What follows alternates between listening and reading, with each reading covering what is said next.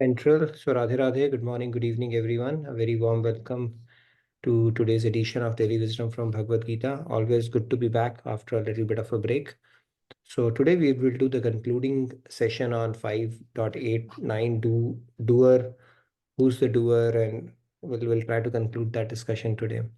So let me share my screen and we will get started with our opening prayers like we always do. So let me share my screen.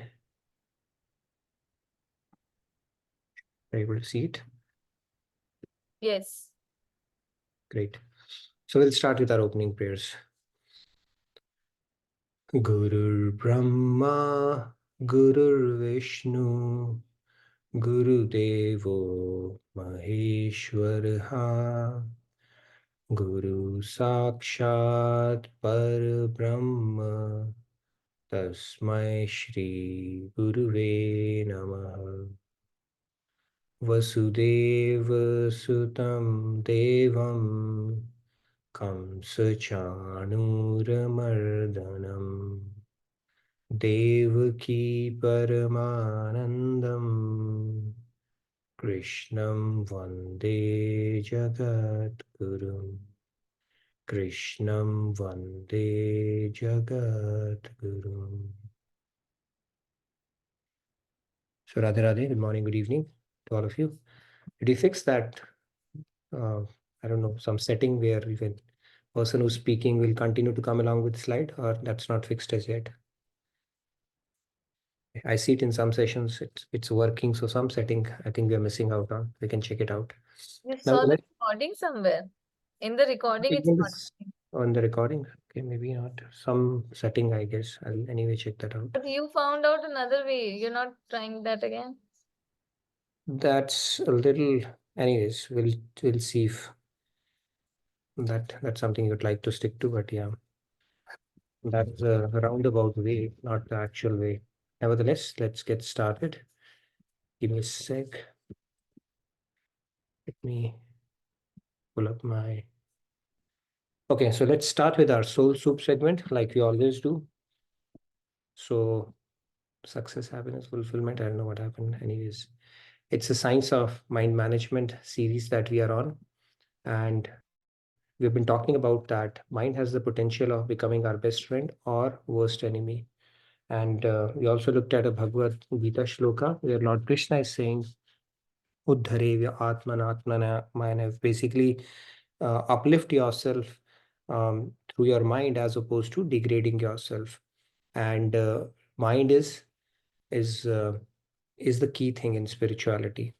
Antakaran Shuddhi, which is Man Buddhi Chit Ahankar, fixing that or cleansing that is the ultimate objective in spirituality as well.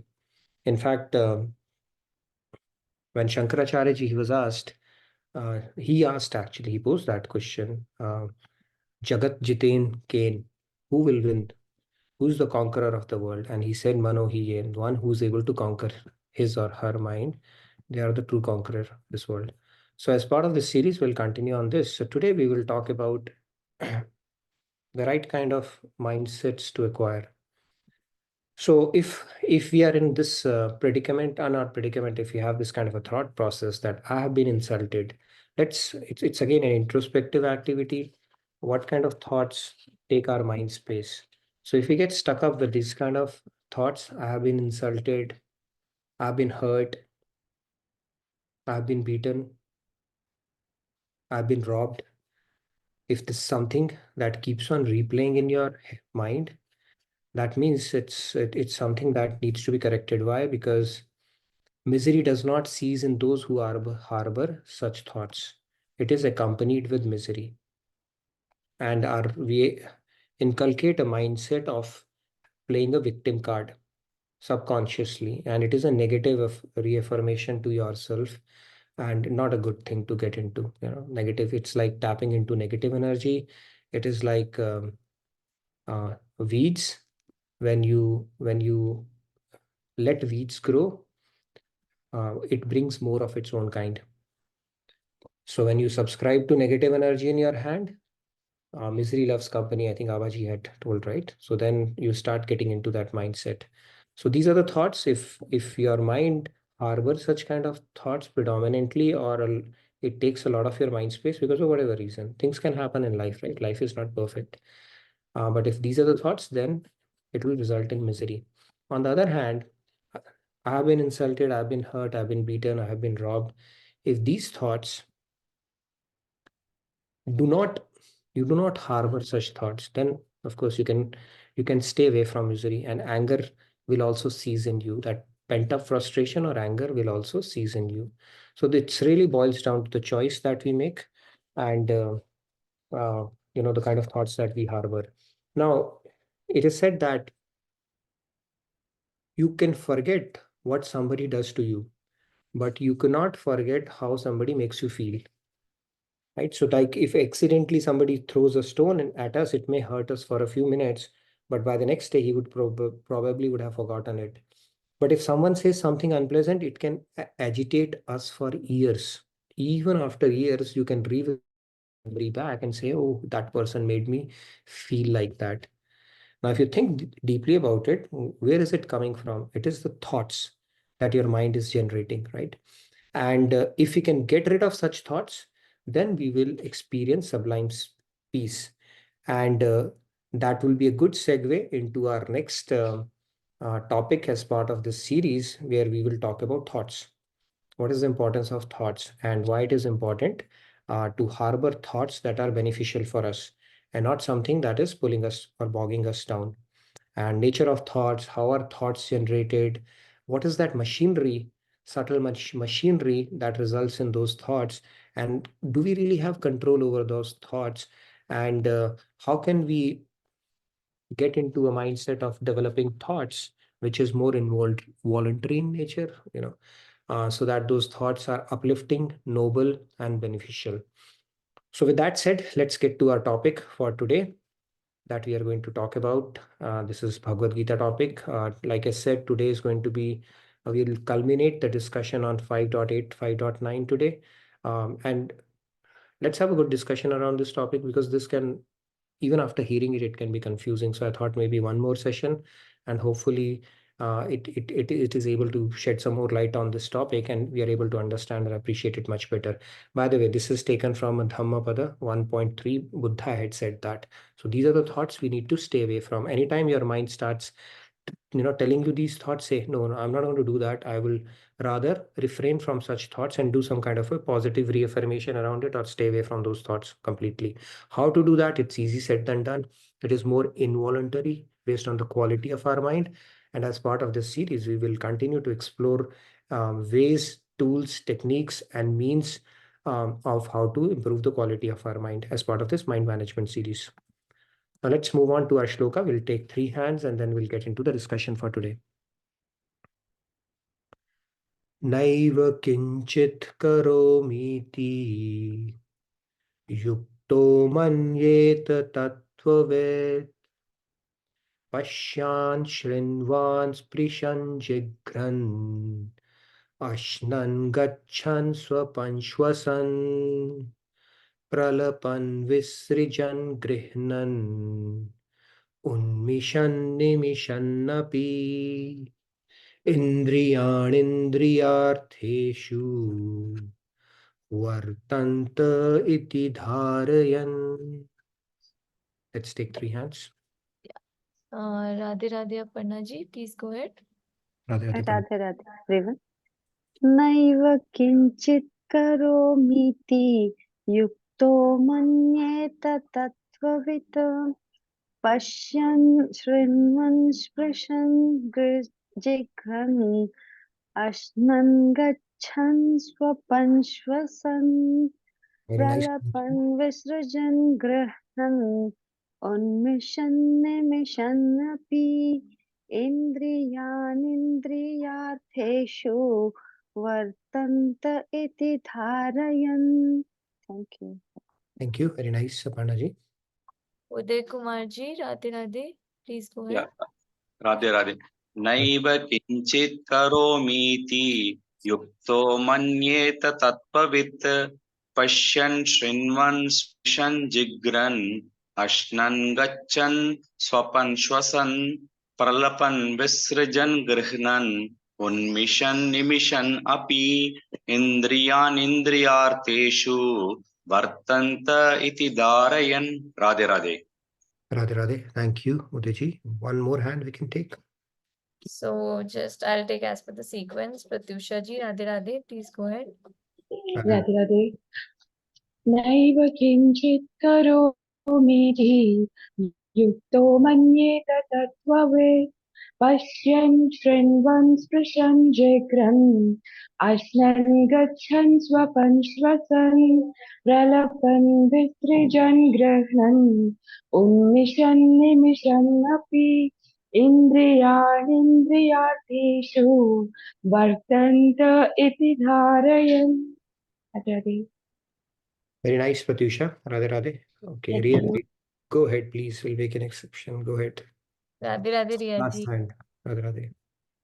Radhe Radhe. Radhe Radhe. नैव किञ्चित् करोमीति युक्तो मन्येत तत्त्ववित् पश्यन् शृण्वन् स्पृशन् जिघ्रन् अश्नन् गच्छन् स्वपन् श्वसन् प्रलपन् विसृजन् गृह्णन् उन्मिषन् निमिषन्नपि इन्द्रियाणीन्द्रियार्थेषु वर्तन्त इति धारयन्. Thank you, you. dear. Radhe Radhe. Radhe Radhe. So this shloka, Lord Krishna is saying, those steadfast in Karam Yoga always think I am not the doer. Even while engaged in seeing, hearing, touching, smelling, moving, sleeping, breathing, speaking, experiencing, grasping, and opening or closing the eyes, with the light of divine knowledge, they see that it is only the material senses that are moving amongst their objects. So let's try to understand when we talk about it, who's the inspirer, who is instructing it, who is carrying out those orders and stuff like that, and who's energizing it, right? We've spoken about it. So we will try to go a little deeper into that through some more analogies, and hopefully that will shed some more light on this topic. Okay, this is soul. Okay, it's the best soul I've ever seen. Okay, you see how it is shining forth. Now the soul. Now, if it is true that soul is not the doer at all, we have spoken about it. End of the day, it's God's energy, right? Then he should not reap the benefits or loss of his actions at all. Yet we say that the soul has to suffer reactions if he or she, it's gender agnostic, okay, soul. If he commits reactions, if he sins, okay. Now, let's understand. We have Vedas. Now, Vedas has instructions in them. Now, these instructions, if you look at it, are these instructions for the, let's try to understand. Now, Vedas have do's and don'ts, Vidhi and Nishedh, like we spoke about. So these do's and don'ts, what do they apply to? Do they apply to the body? Are they for the sake of the body? They're not truly. They are actually for the sake of the soul. So if you understand it, these all Vidhi Nishedhs are related to what a soul should be doing, not from a body standpoint. Right. So the point here is that not that the soul is not the doer at all, but to convey that the soul is not the independent doer. It is Bharta because it is not Swatantra Karta. Okay. That's why it has to pay. So he's dependent doer. It works in coordination with other factors. And what are the other factors? Let's try to understand that when we say that soul is a doer and yet it is not, and at the same time, when it carries out some activity, it is dependent upon some other factors. What are those factors? Let's try to systematically understand that. So here you see a woodcutter. I hope you see that. Okay, so he's going to cut the wood. So as you see that he's cutting the wood. Now in this case, there are a few things involved. One is the saw that is this woodcutter is using, and the woodcutter himself. Now, from that standpoint, the woodcutter, he's the initiating cause. Okay, so there is an initiating cause, and then there is a saw itself. Okay, it's moved past that. It is the instrument cause. Okay, I'm going to introduce this terminology. The words, they're pretty intuitive, right? From the word itself, there is an initiating cause and there is an instrument cause. Okay, which will bring about that action that is being performed. Let's add on to this a little bit more. Now, if a person is driving a car here, you see, person is driving a car here, that person is the initiating cause.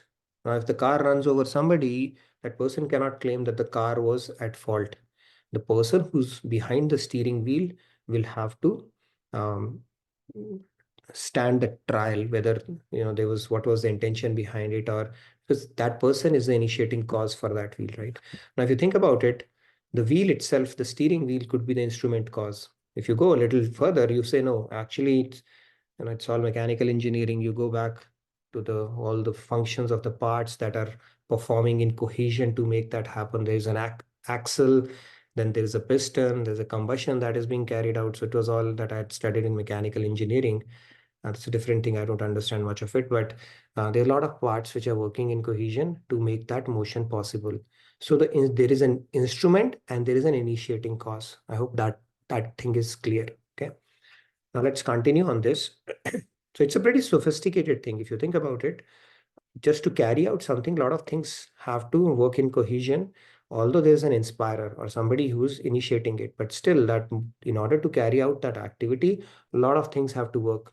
And something similar happens when we undertake some action as well. So let's map it a little bit further to this concept. Now, why soul has to suffer reactions? Okay. Now, this is our constitution, if you think about it. We are a soul sitting in a body. We have rented a body for a short while in this life. And our soul is cohabited by God, Paramatma itself, who's energizing the soul itself, right? So this is how constitutionally we are made up, including this body, our own identity, soul, and the Paramatma seated within us as well. So let's split it apart. Okay. Now, let's try to understand this through an example. Now, here is a person who is behind the bars. Okay, this person is in a jail. Now, what about how did he end up in a jail? Okay, must have done something. And then the policeman, he brought this person to the jail. Okay. And then there was a judge who pronounced a judgment saying this person has to go to jail. All three activities are happening, which resulted in this person being in a jail. Now, if we understand about this whole activity, you see the constitutional position or the different components within our body are, we are a soul seated within a body, and then Paramatma is energizing us, the God particle, so to say. Let's take those through. Now, initiating cause for somebody getting behind the jails is the soul. Okay, I'm just mapping it so that we understand the concept of doership here. The initiating cause is the soul. The sanctioning cause is Paramatma because he's giving the energy. Okay, the sanctioning cause. So there's somebody who initiates it, somebody who sanctions it, means the energy source of energy is coming. And then the instrumental causes cop in this case, who looks like Tom Cruise a little bit. So all the three are actually carrying out their activities. So there's an initiating cause for any activity. There's somebody who's sanctioning that cause. Now you would say, why would God sanction some bad causes? Okay, that's a different thing. We'll get into that as well. Okay, God will sanction it regardless. There's a cost price to it, right? And then there's an instrument cause as well. So these are the three things which are involved in this particular thing. So hopefully this analogy makes a little bit more clearer. If not, then the next one would. Okay, so let's move on where we can have a bit of a discussion as well. So here is the soul. Now what happens is in our life, these are the sense objects, right? You see the 5 senses that we have, and each senses, like those 5 horses, has an object of sense that it gets pulled towards, gets attracted towards based on our sanskars, right? Our eyes would like to watch some match or some movie or on Netflix or something. Then our nose would crave for certain kind of odors. Our tongue would go for certain kind of taste. Ears would say, I want to hear this. And touch, our skin would say, this is something which is good to touch. I feel good, when I come across the sense objects. Now, what happens in this case is, now Bhagavad Gita 2.62 says, it's a beautiful shloka. It says, Dhyayato Vishyan Punsa Sangaste Shupajayate. And it goes on to complete, Sangat Sanjayate Kama, Kamat Krodho Bijayate. Anyway, we will not get into that. So what it says is, while contemplating on the objects of the senses, one develops attachment to them. Now, attachment in itself is innocuous. You say, so what's a big deal? So what happens is, because of that, there is a desire aspect that comes. So if you look at this cycle, the soul is actually making a desire for that sense object. Who's doing that? The soul is making that desire. Now, again, going back to the same analogy, if you look at it, and then senses in themselves are inert. They cannot do anything. Where are they getting the energy from? The soul, for that matter. Paramatma is giving that energy. And then initiating cause is the soul. You think about in this whole cycle, the initiating cause is soul, because your soul is making a desire. That point. This is what I want. What is the interface for it to make that desire? Through intellect, mind complex, right? And then your senses go after that. So initiating cause for this desire loop that we keep falling into is your soul itself. The sanctioning cause is God. God is giving you energy regardless. And then what happens finally is the instrument causes the body. Your senses will reach out, hand, eyes, and all that stuff. And then you go for the gratification part of it. Now, the interesting thing here is that initiating cause we've already understood is the soul. Sanctioning cause is pre-sanctioned. No matter what you're going to, it's pre-sanctioned. God, as long as you are alive, means you continue to inhabit this body. God is not going to, take away the sanctioning. That sanction comes at a cost. Because if you are going to use those senses for the bhog aspect of it, for your self-enjoyment, it's a binding karma. So sanctioning is going to happen regardless.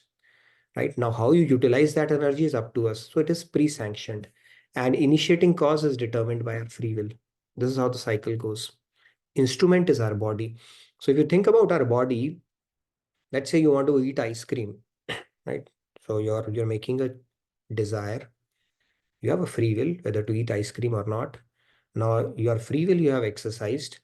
Now, in order for you to bring that ice cream to your tongue, you have to extend the hand. You have to do some activity, right? Your body has to swing into action. So your brain processes the signal. Your sense object is already there. Desire is there. Your brain has gotten the signal. The neurons and all the neurological functions are activated. Your hand reaches out to that thing. It comes and touches basically your tongue tastes that object and mind says something. So all that cycle, if you think about it, is enabled by the instrument. In this case becomes your body, and it is a pretty complex function. Like driving we spoke about, there are so many parts which are working together. Gears are working, they are rotating, the lateral movement and then the circular movement of the wheel and the piston movement. So many complex functions are happening. They're just getting carried out and they're following a certain order. And in our body also, they're following a certain order. So this instrument is energized by God's energy, is the whole idea. Okay, this whole thing is being orchestrated by God. He's giving you the energy. So as you progress in your spiritual understanding, you start understanding it is material energy at play, which is energized by God. All you have control over is your free will. Now your free will, when this neurological or this complex machinery or the prakriti, which is energized by God, it also follows certain laws, right? Like our earth follows certain laws. If you do a lot of deforestation or you drill a lot of oil, we know nature knows how to resurrect itself or to auto heal itself. Our body does the same. So in this aspect, body also can have certain functions which might get impaired over time. Although it is energized by God, but it also follows certain laws. And in those cases, your free will, even though you're conscious, you're alive, your free will is not helping. You want to lift your hand, but you cannot. Why? Because your neurons are not cooperating right now. So that material energy actually, the way it is functioning, it seems like it is happening in autopilot mode. No, it's actually God is running it. His energy is enabling it. Food gets in, the vata, pitta, kapha, all that system, the complex system inside our body um, is sustained by God's energy only, not through our self-effort. Okay, lot of it is automated, but there is a method to that madness. Very systematically, it is orchestrated in our body throughout until the machinery fails. It can happen. It has its own laws that it follows. But the point here is that it's not that you are doing it. So material energy is carrying out everything for us. Only thing you have control over is your free will. If you're making your choice, aligning your will to the God, that God is sanctioning energy regardless, then you might end up peeling the layers of around the soul, which is hiding our identity from us. But if we are doing binding karma, we are further entrenching ourselves into the cycle of life and death. Yes, Sandhya, you had a question? So in this sequence of steps, Mm-hmm. only a few are variable. Like for example, the first one is just constant. Irrespective of what is going to follow, that has to be the case. As you said, pre-sanctioning is done for everything. Pre-sanctioned is for everyone. It's That's pre-sanctioned. not a variable step there, right? It's not a variable step. Soul, fixed. Free will is the variable. Body is not fixed. If we get a dog's body, we cannot do so many things. We can only bark. If you're in horse body, we can only neigh. Free will aspect is a function of which body you have. Right. So that is a variable. So among these two steps, like the instrument and the initiating cause, which as far as I understand, the initiating cause is more crucial, right? Because if free will is aligned with God's will, doesn't matter what is the instrument. Initiating cause is important, and that initiating cause can make choices only when you are in a human body, right? Otherwise you are scripted. And then the desire would also is a function of desire is a function of the gunas or sanskars that you have, right? Different people will have different desires. So that is also a function of the gunas or whatever sanskars we have acquired. Now, getting to the desire part of it, how does it? Okay, I see a hand raised. Maybe I can get it to the next slide. I had another. Yes, Avaji. Radhe Radhe Abaji. Radhe Radhe. Sorry, this might be related or not related, so I'll just ask. For example, say you have a bunch of ants that have come into your house now, right? Bunch And of ants, like little ants okay, or garden snakes or even a mouse, right? Like coming to your house. And you spray them, right? You literally just kill them because you don't want ants. Are you doing binding karma? I'm always curious. Like I don't know if if it's a free will, yes, I'm killing them, but at the same time, I get that. I get that. So it's a very difficult proposition to stay bereft of sin in the age of Kali Yuga. Okay, let me put it that way. Having said that, scriptures have given you a freedom to defend yourself. If somebody comes in your territory, I mean, think about it. We are actually living in when I was in Phoenix, I would see a snake in our backyard. And I said, okay, we need to do something about it. But if you think about it, we are forcibly moving them out and living there, which is anyway their land, right? So I don't know if it is ants' land that we are imposed ourselves on their land, or now it is ours and they are intruding in our land. But scriptures tell us if you get something which is intruding your territory, you have a very well right to defend yourself. Having said that, it's always a tricky thing. Okay, every time I call the pest control, it's like, okay, what do I tell them? I said, okay, do whatever you want to do. I want to see that. It's a tricky decision, of course, right? But think about it now. Even when you're cooking, you know how many microbes you are killing. When you're talking, that is also not bereft of sin. It is also killing microorganisms.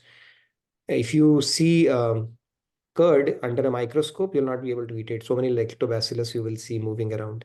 So in this world, no act is bereft of sin, actually. Now you can minimize it, not go look out for ants and kill them. That thing you can do, but if you have to protect yourself, for maintaining your sanity at house and stuff like that, that is probably okay. But the point here is that is why it's even more important in the age of Kali to do these practices so that we are neutralizing it and getting offloading the baggage that we are anyway acquiring in every walk and aspect of our life. Even when you are walking, you are killing so many ants, knowingly, unknowingly. When we are driving, we could be so. There's no act which is bereft of sin actually in the age of Kali Yuga. But yeah, I would say I would not seek out and kill creatures. But if you have to do that, I mean, if it's a big mound of ants right next to your house and they're coming in your kitchen all the time, you have to do something. Then, I mean, is it scripturally? If you ask, technically, yes, you're still incurring a sin. But then I would say, see how best we can neutralize it. That's all it is. I remember one of our Vedic students, she was a big devotee of Shiva, and one day she saw lizard in her room, and then she just put us, what do you call that, impulsively, or in what you have that reflex action you have, right? Put her slipper on top of it and said, then killed it. And after she was like, okay, my God, Shiva, Shiva, what did I do? So it can happen, and in Kali, so many things we have done, right? I remember killing the, what do you call that, scorpion. I was very scared of scorpions. So one scorpion bit me once, and then it was like became a crusade for cross, all the scorpions around my house. So I don't know how many scorpions. And now I think back and think, I don't know what will happen. But yeah, it's all karma. Actually, it gets counted as karma only. So we need to minimize it as best as possible. Is the short answer for that. I can't say it's justified. Okay, I'll be saying a lie if I said that. Although we have a right to defend ourselves, but it goes into the karma books for sure. Thank you. Yeah. Okay. Yes. Any other questions on this particular thing? See, this doership concept, I hope you understand. God is providing energy regardless of what we do. He's the sanctioning cause. We are the initiating cause. That's why we have to bear the baggage of our karma. You cannot say God is the doer. When your free will is completely aligned with God's will, then God becomes the doer. Until then, we are the doers. And this body which carries out these instructions that we are going after is all energized by God's body. The Prakriti is under God's dominion.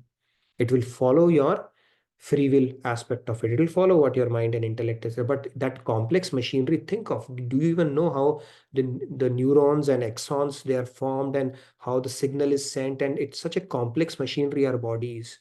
Who's controlling that? That's God. That's God's energy is orchestrating that Prakriti. And that is where that aspect is completely under God's dominion. It follows its laws, like when God is in its Brahma Swarup of like every atom of this universe is permeated by him, then it does not do Roop, Gun, Leela, all that stuff it doesn't do. And the only function of God at that point is to preserve its Satta, its dominion. And whenever there is an imbalance, he'll get that corrected. So it doesn't manifest all his properties, but everything is energized by God. And this Prakriti is his whole body. And even when we are sleeping, is running that body. So it becomes imperative or more obligatory on us to take care of this body as well, because it's a machinery God has given us, that he's running for us. But then if we don't follow the laws, then it will give up, right? When we go to sleep, we stuff ourselves with all kind of foods and give work to our heart and and kidney and stuff like that, and say, okay, I'm going to sleep now. And they continue to work tirelessly. Liver has to, all the toxins that we take in our body, liver has to go into an overdrive mode, even our heart for that matter, when we go to sleep. And we forget, and one day it becomes tired, and then we start crying. So the point is, we have to take care of our body in that sense, because God has given us a machinery, and there's a responsibility that comes along with it as well. But he's running that for us. His energy is running it for us, and it follows its own laws as well. Okay, so sanctioning cause, initiating cause, instrument cause. Instrument is all under God's control. Initiating free will is only that we have.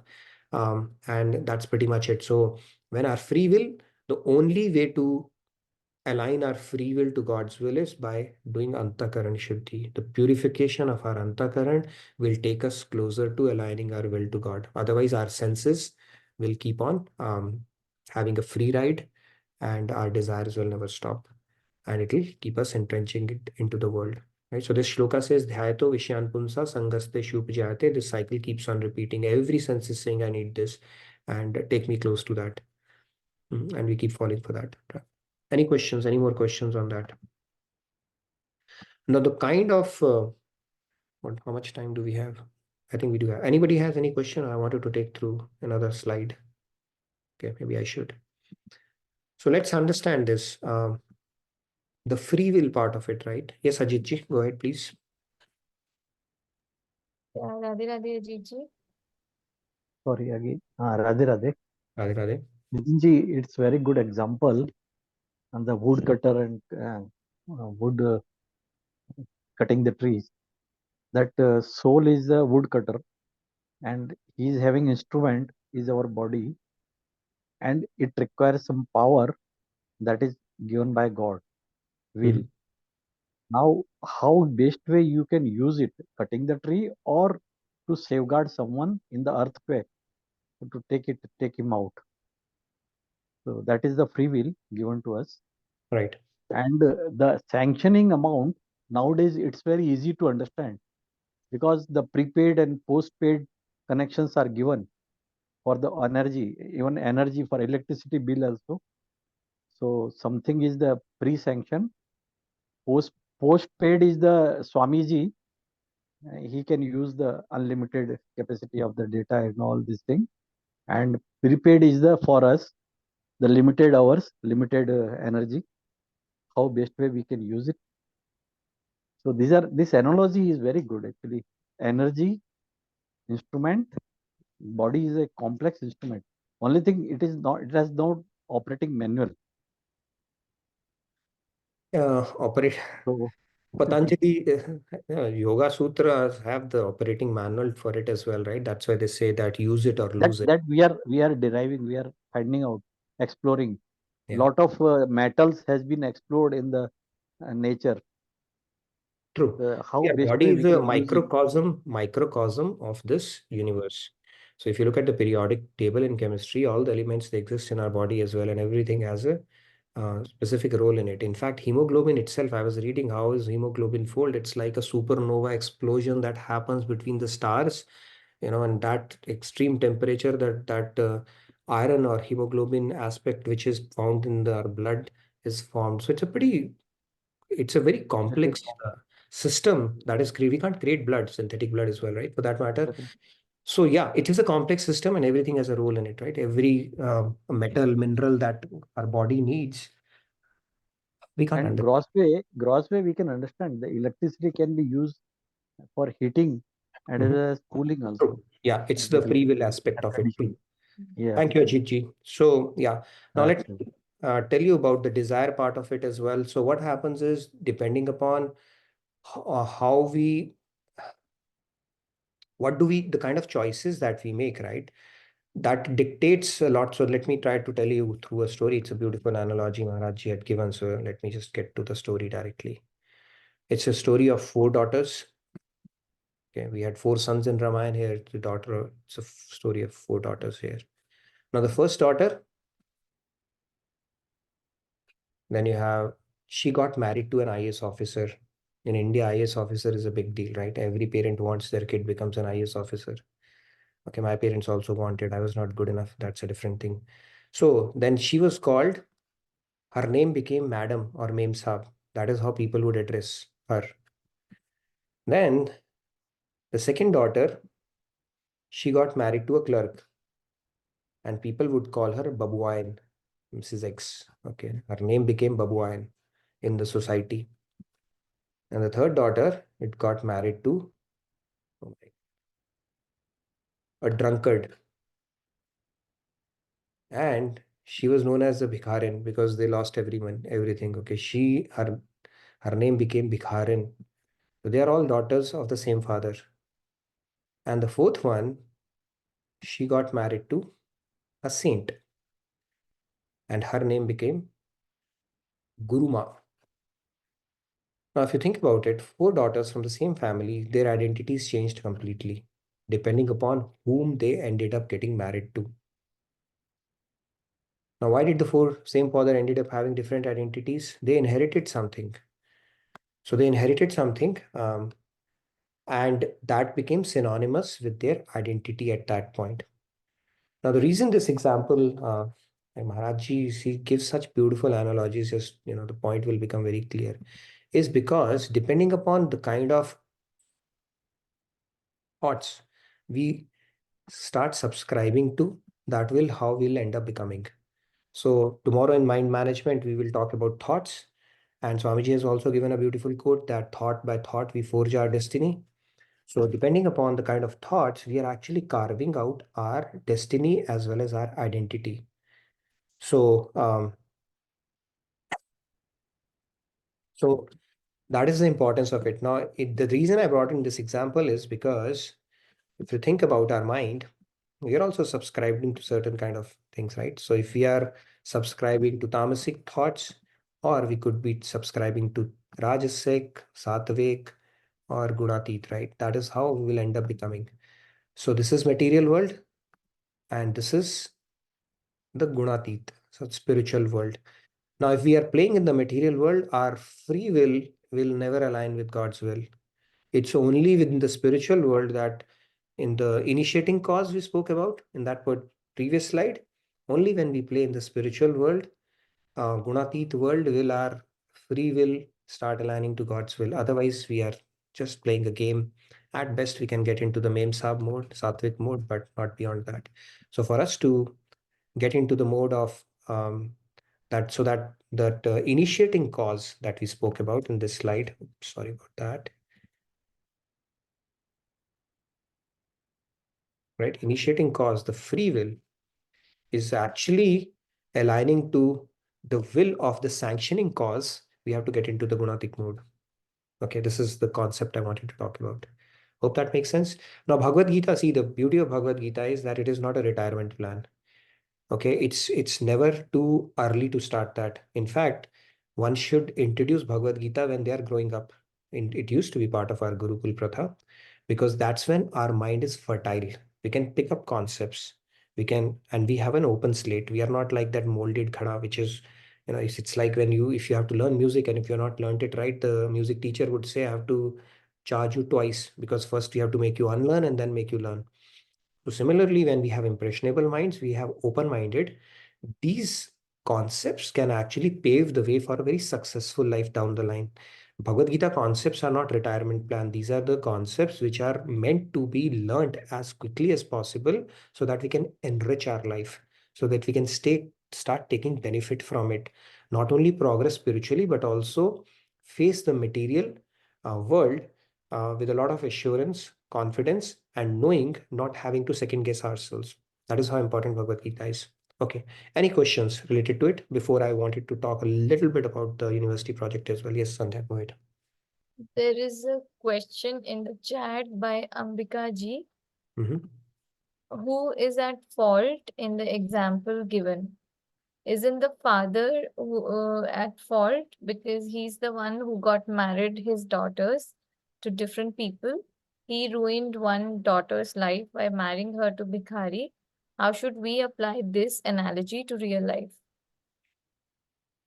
So yeah, this analogy to real life is basically, it's not about father purposely marrying daughters to different people. The idea about it is, whatever we end up subscribing to is who we end up becoming. Okay, so it's not a matter of this marriage of these four girls. The point here is your identity becomes synonymous with the kind of choices you end up making. Okay, so this is just a story to illustrate the concept more than anything else.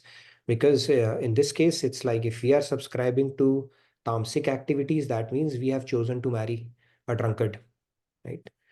And if we subscribe to rajasic activities, then that means we have subscribed to the second husband. So the point here is, it's like the choices or the thoughts that we bring to our mind will end up defining our identity at that point. And father is not at fault. Father is it's just a story. End of the day, everybody has a free will with regards to what they end up choosing. Okay, so this is just a story. So let's not blame the father, poor father, on this one. The idea is the choices that we are making will end up defining our journey. Yes, Ajit ji. And just to add, like Kumarji says, rich man can become Bhikhari as well. Rich man can become Bhikhari as well. Yeah, I mean, sure, why not? And Bhikhari can become rich as well. Similarly, our gunas also fluctuate. Like it's not that someone is in sattva will always remain in sattva, right? Yeah, so gunas keep on fluctuating. That is right. However, there is still one predominant guna that we always have. But the point here is, the key point, if we truly understand this, is, see, this is not a simple game. The more I think about it, guna play is fine, but until we bring in the gunatit, right, God, we will not get to the getting out of the cycle at all. Now think about it. Thinking of God or bringing God into the mix, it has to be non-principal, nirantar, ananya, and nishkam. When we do that, then truly, otherwise our gunas will see, it's like we earn 50 rupees and we are spending 500 a day. We are net 4 minus 450. So this practice has to be like taken to another level altogether. So Karam Yoga is a great way to imbibe that consciousness, or filling up your blanks with God's name, and basically bring in God into the mix as best and as frequently and as much as you possibly can. That's the whole idea, nothing else. Okay. Gigi has raised hand, and we also have some announcements to make. Sure. While you make the announcements, I wanted to share something real quick.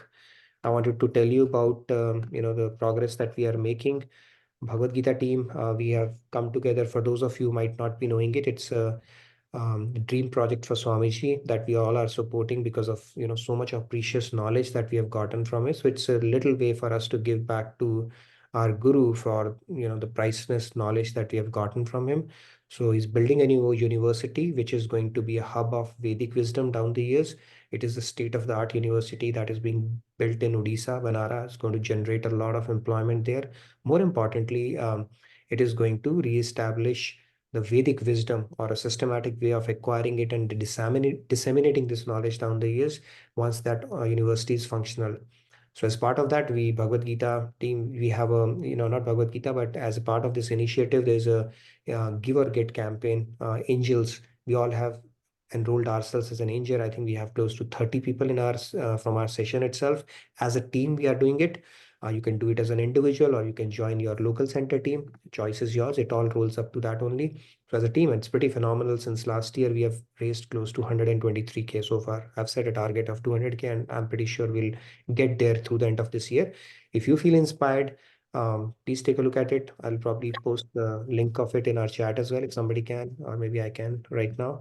Check it out. You can join us as in one of the angels, or check it out, and it would be good to keep on motivating each other and be part of this this initiative and do our Guru Seva in whatever little way we can. Okay, I'll get back to Archie. Yes, let's make the announcement and then we can get back to our discussion as well. Okay. And I'm going to post it in the chat for the link as well. Yes. So quickly, just one of the announcements that I'm showing here. Tomorrow onwards, a special session is starting. It is a bhajan singing session. So it is going to be for adults as well as kids. So tomorrow is Monday, right? So Monday for adults and Fridays for kids. And we all can learn how to sing the soulful bhajans of Kripaluji Maharaj and other divine saints.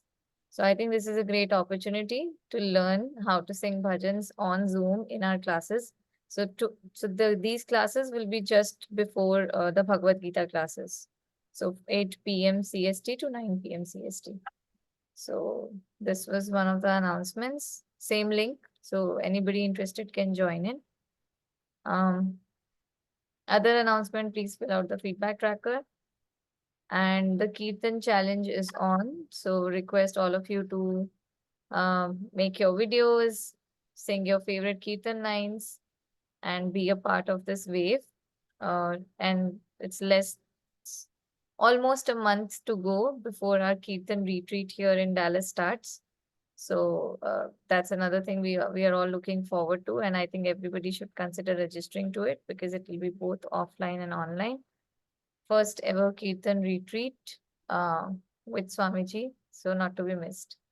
So yeah, that's all about the announcements. And now we can take this hand, Nitinji, by Sure. SRBSG. SBRG, please go ahead. Yes, Radhe Radhe. By the way, as far as retreat is gone, I got that beautiful quote from, I think, from Mahabharata, where Draupadi, they were doing yagya and they wanted to do 100,000 yagyas and they could not do that. So it is said that Sant Milan ko jaiye taj maya abhiman, ik pag dharti dhare 100 yagya saman. So one step that you take towards walking towards a saintly personality, it is equal to 100 yagyas. So if you do yagyas at your home, one step is equivalent to that. So just imagine how much pious merit you would acquire, and the spiritual benefit, of course, if you register for any of these retreats or go to Guru Ashram or sign up for any retreats for that matter. That is how powerful it is. So do make it a priority, and we'd love to host you here in Dallas if you can make it. Okay, SRBSG, please go ahead. Radhe Radhe, Nitin ji and Sandhya ji and everyone. Radha, So the beautiful example that you gave of the marriages, Maharaj ji, what I got from it is he talks about it as where your mind is attached. So he talks about the four as the gunas. So if your mind at time of death is attached to tamasic, then you go to hellish abode. If it's attached to rajasic, then you come back to earth in a different form. Doesn't have to be necessarily human. And then if it's sattvic, then you go to a celestial abode. And if it's in God, then you go to his abode. So that's how I understood those. So wherever your mind is attached is where you go. And then Nitinji, on this fundraiser of Beautiful, do we have an updated video of the construction, that they shared in the Angels meeting? Do we have access to that so we can show to people what the progress is when we ask? We can try to find that one. I think let's check with Pooja or somebody. They may have it. We should be able to get it. We should be able to get it in one of the sessions. So that's a good one. Good call out, Manishi. Try to get that. Thank you.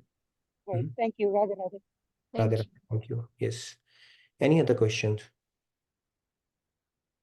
related to this topic? Other than blaming the father for marrying the daughters of 4 different people? Okay. Yes, Ajitji, you wanted to say something? Radhe Radhe Yes. ji. Radhe Radhe. Actually, there is no blame to the father. The reason is the earlier system was the Swayamvar or Okay. choice of the ga. And nowadays also it's left to the individual to make a choice.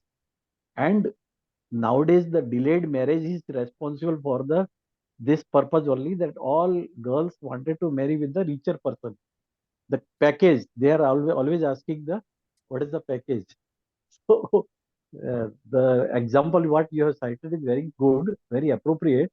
And what we find, the ability, your qualification, your quality, individual. You see, in the same family, if 2 daughters or 4 daughters are there, they are all making their own choices to marry with a businessman or a service person or a bureaucrat or something like that. So it's not to blame the father. Radhe. I completely agree. Yeah, as long as all the daughters, they don't make the same choice, I think everything is fine. Okay, so with that said, can we move to our devotional segment then? So we'll continue on this discussion tomorrow as part of, yes, Shilpa, yeah, you wanted to add something? Please go ahead. Looks like Shadi and Laddu, lots of discussions always. Yeah, Shadi and Laddu, it basically elicits a lot of conversation around. Yes, Shilpa, go ahead, please. Radhe Radhe Shilpa ji. Radhe Radhe Nitin ji sir. Radhe. I want to make sure I've understood this correctly.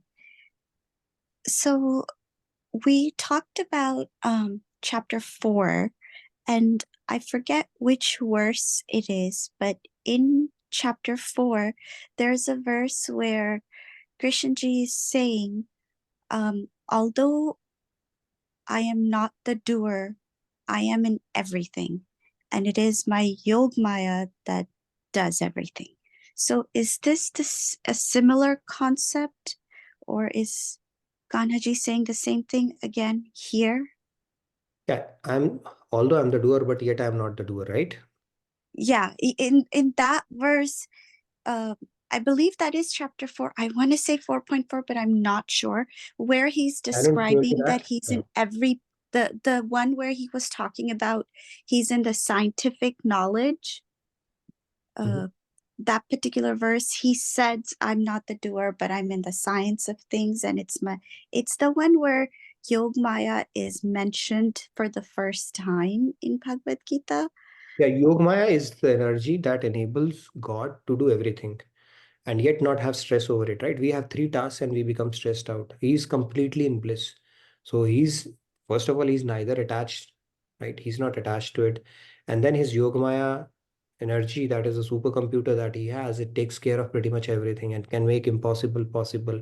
And that can basically, he could be playing flute in Golok Vrindavan and doing Premdan, and yet have a planetary expansion in form of Mahavishnu who's creating universes, and then yet have some Garbhodakshaya Vishnu who's taking in logs, and yet providing energy to all the demigods to sustain this material universe. All that can be accomplished like that. So he's basically orchestrating. He says because he's not attached to it, he doesn't get implicated in it. I think that's the sense of that shloka. We get attached, right? If you're not attached, we are also not the doer at that point. We get attached to everything, right? Oh, okay, got it. So he's not talking I about think he used the word action no. doer, it's the attachment doer. Yeah. Okay, so that's the difference. No lipyante, I think lipyante or something like that word he had used in that shloka. I remember that. He doesn't get implicated because although he's like whatever, guys, but his rules are perfect. His divine laws are perfect. Okay. And then he's not, nobody is his enemy and nobody is his friend. That is also he goes on to say in Bhagavad Gita, right? Na dveshtina, na samay priya. But then he goes on to make an exception. He said, no, for devotees are dear to me. So he's saying, but the point here is that he doesn't get implicated, although his energy is orchestrating it because he's not attached to it at all. Right? It's just following a particular law, and that's pretty much it. Okay, so I understand. If The you are doer not attached to it, you are also not a doer at that point. Okay, so that's what here he's talking about the attachment, not necessarily the act, like literally the action. True. It's like you kill, Hanumanji killed so many people, Arjun Yeah. killed so many people. It is not recorded as a murder because you are doing it as a matter of, right? So God does not get implicated at all in anything, although everything is orchestrated by him only. In that sense. So that's the difference between chapter 4 and chapter 5 here. Chapter 4 and chapter 5, he's talking about the laws that are applicable to us. He's just simply explaining that material energy is his energy only. It's carrying out its stuff, right? So that energy, don't think you are controlling. You may think that you are doing it. You are making a will. That is fine. But even after making a will, your hands cannot work. When our neurological damage happens, those symptoms I've experienced once. You feel like doing something and you cannot do it, right? So that means it's not your will. You are not energizing it. Something else is carrying that out. And that is the material energy of God, essentially what it is. Your body functions are happening when you are sleeping. It's not, you are not even conscious or consciously breathing. All that is happening all by itself. That is enabled by his material energy only. Hope that makes sense. That is the instrument. So all the instrument cause is not controlled by us basically. He is running it as per certain governing laws. Like this earth also follows a law, our body also follows certain laws, right? The food goes to its part, the bile juice gets produced, the bone marrow, bone, blood, tissue, everything that is following some kind of rule, and it is all orchestrated by his energy only. But right now we don't have that understanding. We think, something, we own it, and so as we grow that, then we start understanding the entities which are at work, and then finally you understand God only is orchestrating it. The only thing you have control over is your free will, and that's pretty much it. That also, when you surrender, it's like everything is God only, right? Even God takes control over that as well. It's a bit complex, I know. That's why we spent a little bit extra time on this. Okay. But let's move on. Anything else, Shilbaji, or you wanted to have some? No, thank you. Thank you so much. Yeah, there's a saying in English, if you can't convince them, confuse them. So I hope I didn't do that right now. But anyways, this is a confusing topic. I agree. I mean, it takes a lot to get your head around this concept. Yes, Lakshmiji, or we can go to our devotional segment, maybe 3 hands, where we are doing the Bhakti Shatak recitation. And there was just a quick comment from Shri Ramya ji to responding to what Ajit ji said. Like Ajit ji was saying that Number, girls looking for rich people. So Shri Ramya ji is saying all guys are looking for how beautiful the girl is. So why blame girls, Ajit ji? Okay, now we'll have there's a case study in. Okay, Arunji is saying that we have a case study on marriage situations for explaining concepts. See, there's a lot of demand. Maybe Arun is always excited about case studies. Actually, Maharaj ji says that typically, I mean, if you look at why do you marry? Okay, the guy looks good and he earns six-figure salary and this and that, financially stable, all that stuff we look at. Why do we girl is good, sampan, looks beautiful, all that stuff. So he said, then you are doing it for guna. That guna goes, everything will wash away. Right? So actually, love is gun rahitam, kamna rahitam. Right? Those concepts are, so you are actually marrying somebody or choosing somebody for the particular attribute. If they don't have that attribute, that love will also evaporate. So actually, if you think about it, yeah, that is how world is, right? We cannot get to that stage. You have to be practical there. But yes, in world, this is a very deeper concept. Gun rahitam, kamna rahitam, gandhalesh, swakamna, gandhalesh, not even a trace of your own happiness in that thing, right? So even if that particular guna goes away, that particular thing that attracted you, all that should not be a reason for you to fall in love with somebody, which is a pretty advanced concept, right? But Swayamvar does not follow that, okay? Okay, Lakshmiji, you wanted to recite something? Let's quickly, 10 o'clock, we can get into our recitation, 5 minutes, 3 hands, and then we can wrap up our session for the day. Yes, let me go to the slide. And I'll unmute Lakshmi ji. Do you want to recite, Lakshmi ji? No, a small question. Can I, or I put it in the chat? You can put it in the feedback tracker. We can pick it up tomorrow because we get into this, and then tomorrow we can take it. We'll take this. All right. Thank you. Very well. Thank you, Lakshmi ji. Okay, let's take 3 hands for the day, and then we can wrap up our session. I think I can go. Yeah, go ahead. Yep. Yeah. Please do. Okay. अंतरंग है पराजो सर्व समर्थ कहाय राधे राधे अति विचित्र गति पराकी मायापति हुन चाय राधे राधे जय Radhe Krishna Radhe Radhe Radhe Krishna Radhe. Yeah. Very nice. Thank you, Sandhya. Let's take the next hand. Swati ji, please go ahead. So Yogamaya, we were talking about it, and there you go. It has come here today.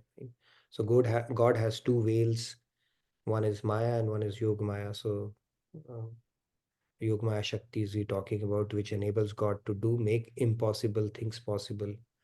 And it is so amazing. It is said that even the Supreme Lord, who's the master of Maya, is made to dance by the Yogamaya power of it. It's very nice, interesting actually, this concept itself. All right, let's take Swati ji. A couple of hands. Radhe Radhe Swati ji. Radhe Swati ji. Yeah, Radhe Radhe. अंतरंग है पराजो सर्व समर्थ कहाय राधे राधे अति विचित्र गति पराकी मायापति हुन चाय Radhe Radhe. Shri Krishna's Yogamaya power is all powerful and makes the impossible possible. The Parashakti Yogamaya is so amazing that it causes to dance even the Supreme Lord, who is the master of Maya. Thank you, Radhe Radhe. Today's session was very beautiful, Nitinji. Many of the points I was listening first time, that we are the initiating cause. I was in the doer and doership. Today the concept got clear more. Thank you. That is very heartening to know that I was feeling something is still missing. Let's do one more session. So, okay, that's good to know. Thank you. Maybe we should have a quiz also now on doer and doership. It will make, Arun will feast on it, I'm sure. So, okay. Yes, Anita ji, go ahead, please. He'll put like that puzzle question, arrange it in sequence, kind of something I can imagine already. Arun, if you create an easy quiz, then we'll do a case study on the marriage and the Swayamvar part of it. Okay, this is going to be interesting. Okay, maybe we'll take one or two more. Hands will have to wait because I have to wrap it up on time. Okay, so I'll just go in sequence. Anita ji, Radhe Radhe. Anita ji. Yeah, Radhe Radhe. अंतरंग है पराजो सर्व समर्थ कहाय राधे राधे अति विचित्र गति पराकी मायापति हूँ न चाय Radhe Radhe Sri Krishna's Yogamaya power is all powerful and makes the impossible possible. The Parashakti, that is Yogamaya, is so amazing that it causes to dance even the Supreme Lord, who is the master of Maya. Thank you, Radhe Radhe. Very nice, thank you. So it is said that, anyways, that is from a Yogamaya Tattva, right? It says even God doesn't understand its own Yogamaya power completely, and even the depths of bhakti that the personified form of Yogamaya, there is a Radha Tattva, does. So in order to experience it, he sometimes takes down a descension to experience that Virah Bhav or the depth of that bhakti. Very deep concepts, but very interesting. Okay, one hand we'll take. What you, Sandhya? You can call it out. Last one for the day. Radhe Radhe, Shri Ramya ji. Shri Ramya, whichever oil you put, we like that. Okay, go ahead. अंतरंग है पराजो सर्व समर्थ कहाय राधे राधे अति विचित्र गति पराकी मायापति हम न चाय राधे राधे जय Radhe Krishna Radhe Radhe Radhe Krishna Radhe. Thank you. Thank you. Lakshmi ji, will make an exception for you because you did not get a chance to ask. So please go ahead. Last one, Riya ji, tomorrow for you. Go ahead, Lakshmi ji, and then we'll wrap it. Radhe Radhe.